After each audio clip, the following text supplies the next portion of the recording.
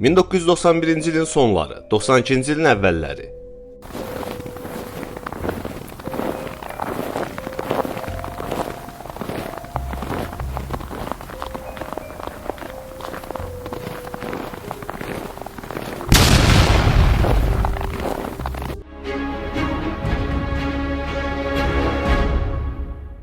Azərbaycan müstəqilliyini yenicə qazanmışdı. Amma ölkədə ciddi siyasi xaos hökm sürürdü.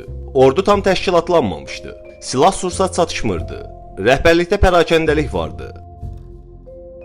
Digər tərəfdə isə artıq Sovetdən silahlanmış, Rusiyanın açıq-aşkar dəstəyini alan erməni silahlıları Dağlıq Qarabağda strateji mövqeləri tək-tək ələ keçirirdi. Şuşa, Qarabağın ürəyi.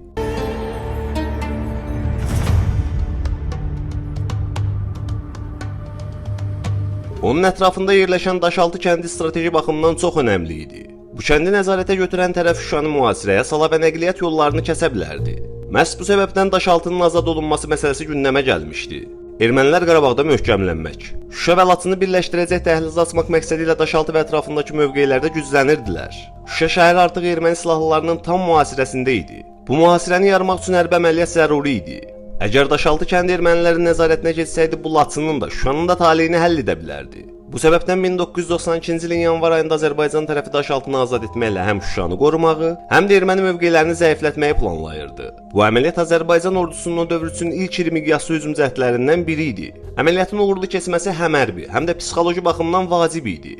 Azərbaycanın hələ mütəşəkkil orduya malik olmaması və müxtəlif könüllü dəstələrin özbaşına döyüşməsi vəziyyəti daha da çətinləşdirirdi. Buna baxmayaraq o dövrdə həm əsgərlərdə, həm də könüllülərdə böyük döyüş əzmi var idi. 1992-ci ilin yanvar ayının əvvəllərində Daşaltı istiqamətində geniş miqyaslı əməliyyat üçün planlaşdırma işləri başlandı.